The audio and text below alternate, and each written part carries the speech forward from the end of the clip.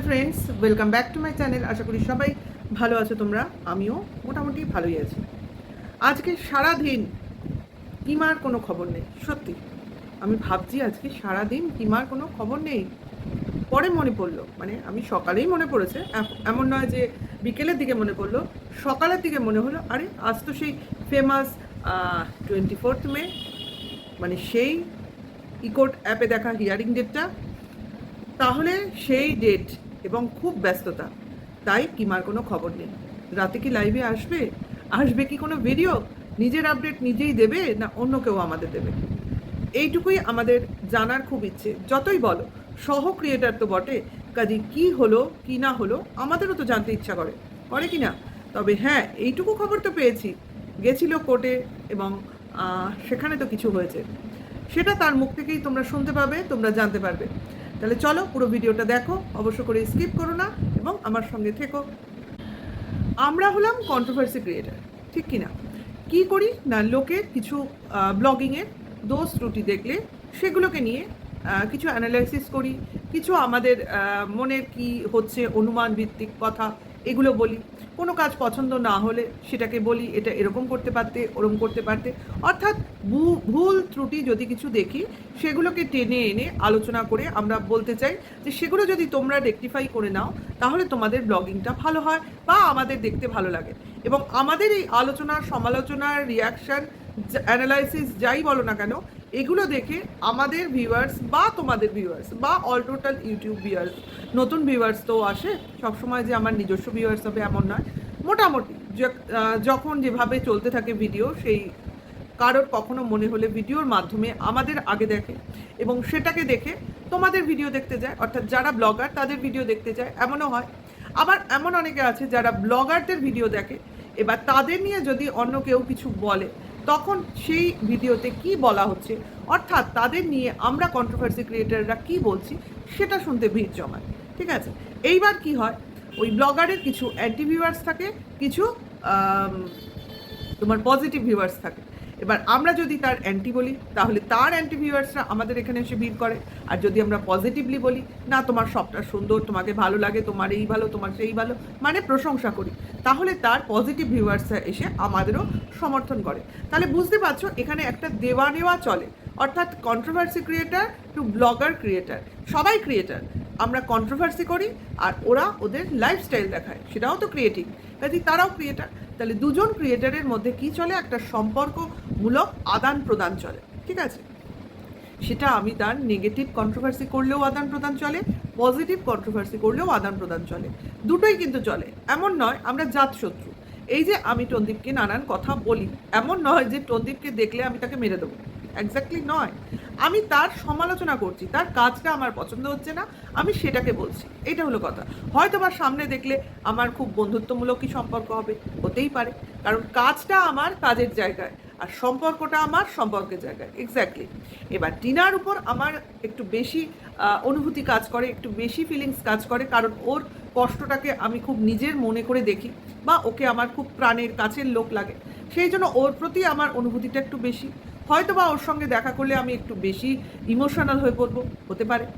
কাজে আমি দেখা শোনার মধ্যে যেতে চাইছি না, আমি বলছি আমাদের সম্পর্কগুলো এরমভাবেও আমাদের ভেবে নেওয়া উচিত নয় যে আমরা কারোর এগেনস্টে বলছি মানে আমরা তার শত্রু।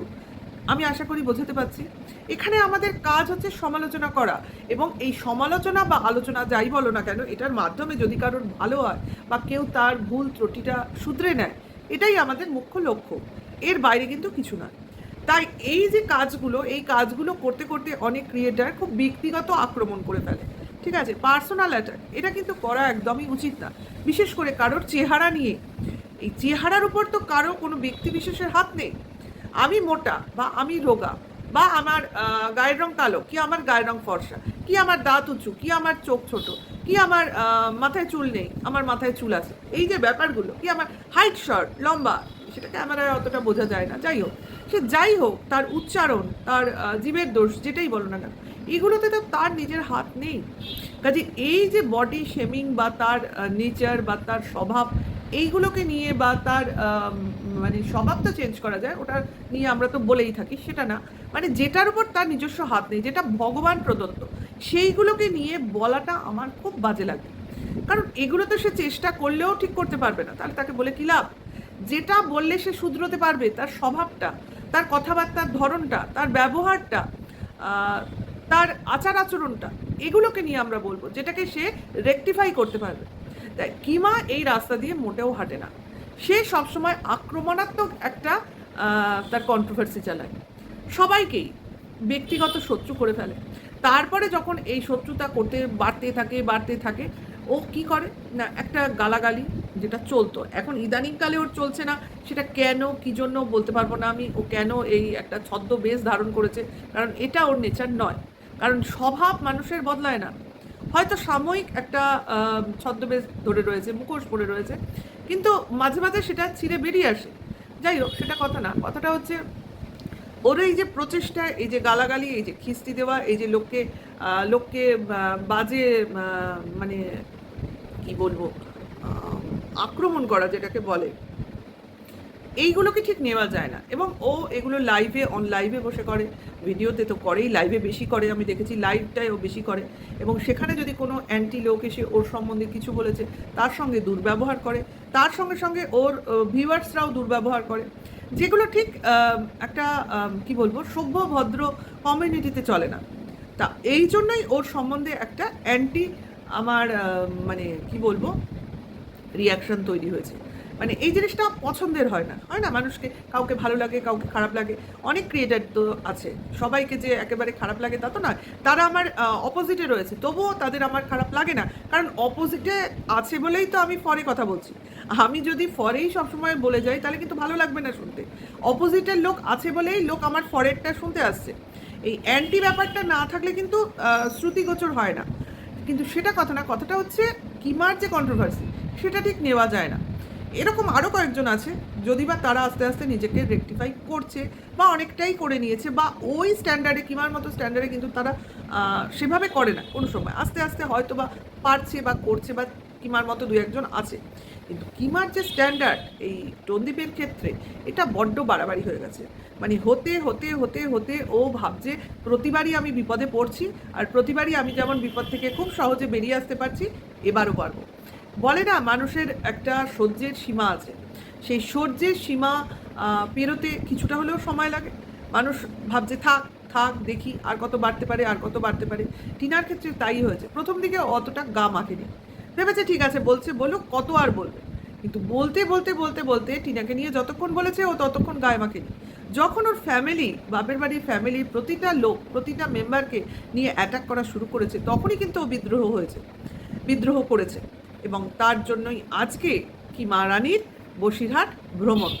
অবশ্য করেই ওখানেই গেছে, এবং ওখানে কিছু তো ঘটেছে, আমি চাই ও নিজের মুখে বলুক, বা টিনার কাছ থেকে আমরা কিছু শুনি, কিংবা অবশ্য করেই টিনার ভাইয়ের কাছ থেকেও কিছু শুনি, কারণ সেও তো গেছিল, টিনা তো গেছিলোই। টিনার ব্লগ দেখে তোমরা নিশ্চয়ই বুঝতে পেরেছো যে কোথাও যাবে, ভোরবেলা বেরোবে, অবশ্য করেই সেটা কালকেই তোমরা হয়তো দেখতে পাবে। আর প্রদীপের একই বক্তব্য, অনেক দৌড়াদৌড়ি বাকি আছে, যদিও ও যেটা বলতে চেয়েছে সেটা নয়, ও অ্যাকচুয়ালি গেছে হচ্ছে কিমার জন্য, এবং কিমা নিজের থেকে কিছু বলেনি। কিমা যা বলার পরে বলবে, হয়তো পরে বলবে, কিন্তু আজকে সেই দিনটা এলো এবং ঘটলো যা যা ঘটার, এবং কি ঘটলো, কিভাবে ঘটলো, বা অ্যাটলিস্ট কি হলো, সেটা আমরা, এরা না বললে তো জানতে পারবো না, আর আমাদের বলাটাও ঠিক হবে না যতক্ষণ না এরা নিজের মুখে বলছে। না হলে ওই ভিডিও টু ভিডিও ব্যাপারটা কি করে হবে, বুঝতে পারছো? কারণ ভেতরের খবর বাইরে আনার দায়িত্বটা আমাদের নয়। আমরা শুধু ভিডিও দেখব, কন্ট্রোভার্সি করব। আমরা কিন্তু এগুলো বলছি সবই অনুমান ভিত্তিক। এই যে আমি বললাম বসিরহাট কোর্টে কিমা গেছে, অবশ্যই গেছে মনেই হচ্ছে, কারণ ইকোট অ্যাপের মাধ্যমে আমরা জেনেছি আজকের ডেটটা, কাজেই সেখানেই যাবে, এটাই ধরে নেব।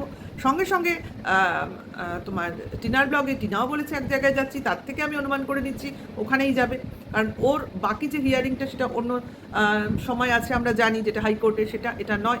তা এইখানেই আমি দুয়ে দুয়ে চার করেছি, বা অন্যরাও করছে, তোমরা দেখতে পাচ্ছ।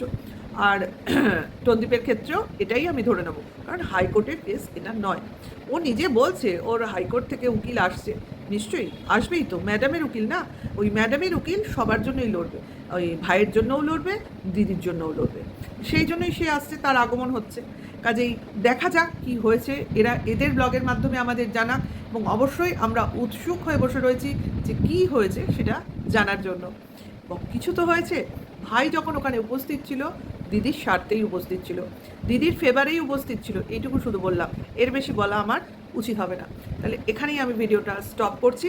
নেক্সট ভিডিওতে তোমাদের সঙ্গে দেখা হবে খুব তাড়াতাড়ি, ওয়েট করো।